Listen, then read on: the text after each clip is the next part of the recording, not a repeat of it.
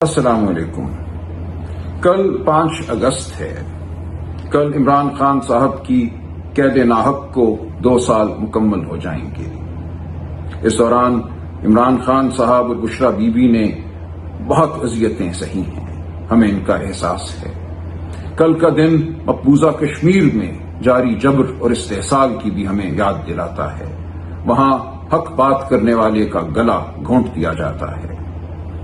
پچھلے 2 سال ہماری المیوں بھری تاریخ کے تاریک ترین 2 سالوں میں سے ہیں۔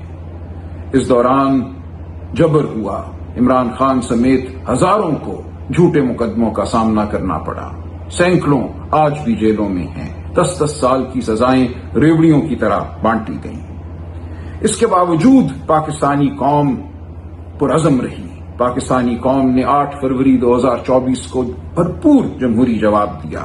کروڑوں کی تعداد میں آپ باہر نکلے، آپ نے ووٹ دیا، عمران خان کو ووٹ دیا، پاکستان کے ایک فلاح بھرے مستقبل کے لیے آپ نے ووٹ ڈالا۔ اسمبلیاں بہرحال فارم 47 کی بنیاد پر وجود میں آئیں۔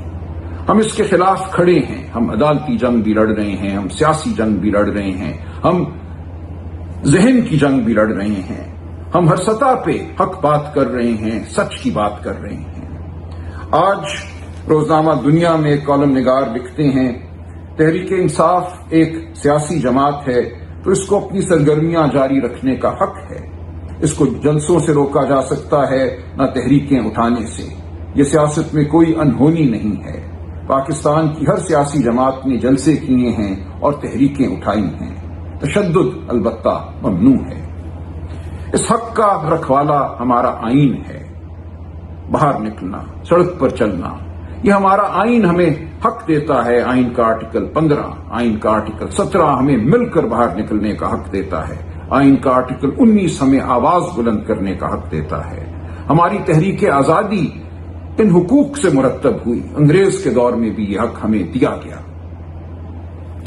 آج ہم سراہتے ہیں ان نفوس کو جو کل سڈنی میں باہر نکلے۔ 3 لاکھ کی تعداد میں لوگ نکلے غزہ میں مظالم کے خلاف۔ کچھ سال پہلے جب عراق پر حملہ ہوا تھا تو 10 لاکھ لوگ لندن شہر میں نکلے تھے، ہم نے انہیں بھی سراہا تھا۔ سچ کو کبھی تشدد کی ضرورت نہیں ہوتی، تشدد سچ کو کھا جاتا ہے۔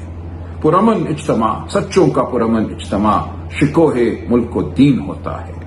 ہم شکوہ ملک و دین کے وارث ہیں۔ بہت شکریہ۔ بسم اللہ الرحمن الرحیم۔ میں پاکستان تحریک انصاف کے پی کے کی قیادت، مختلف ونگز، ورکر عہدیداران سب سے مخاطب ہوں۔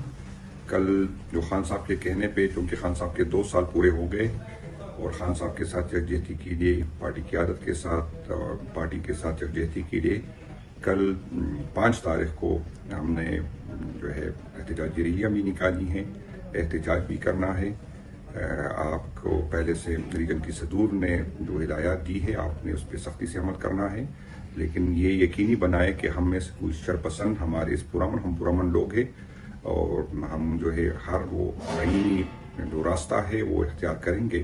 تو کوشش یہی کرے کہ کوئی ہماری پرامن ایکٹیویٹی کو کوئی اس طرح کے لوگ ہمارے صفوں میں نہ نکلیں جو ہمارے پرامن احتجاج کو جو ہے وہ پرتشدد بنائیں، کیونکہ آپ کو پتہ ہے کہ 9 مئی میں بھی اسی طرح ریاستی اداروں میں اور ریاست نے اپنے شرپسندوں کو 9 مئی میں ہمارے صفوں میں اندر کیا اور اس کا الزام پی ٹی آئی پہ دیا اور اپنے مقصد میں کامیاب ہو گئے۔ تو آپ لوگوں نے یقینی بنانا ہے کہ کل والا احتجاج جو ہے یہ ہمارا پرامن ہو اور یہ انشاءاللہ تعالی ہمارے نئے فیز کا جو یہ آغاز ہے۔ انشاءاللہ تعالی اس کے بعد ہم اپنی جو ہے اپنی احتجاج میں شدت لائیں گے۔ کل ہم نے یکجہتی کا مظاہرہ کرنا ہے اور ریاست اور ریاستی اداروں کو اور دنیا کو بتانا ہے کہ لوگ آج بھی عمران خان صاحب کے ساتھ جڑے ہوئے ہیں اور اس ہتھ کنڈوں سے جو ہمارے ساتھ ریاست اور ریاستی ادارے کر رہے، نہ ہمارے حوصلے پست ہوئے، نہ ہم ڈرے ہیں۔ ہم پہلے بھی خان صاحب کے ساتھ تھے، آج بھی ہے اور انشاءاللہ تعالی آئندہ بھی خان صاحب کے ساتھ کڑے رہیں گے۔ آپ لوگوں نے کل کے احتجاج پہ فوکس رکھنا ہے۔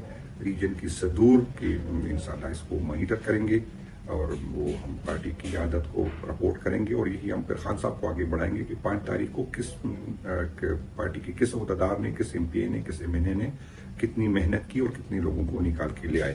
چونکہ پارٹی کی طرف سے یہ ہدایت ہے کہ ایم این اے صاحبان جو ہے کل اڈیالہ کے سامنے احتجاج کرے.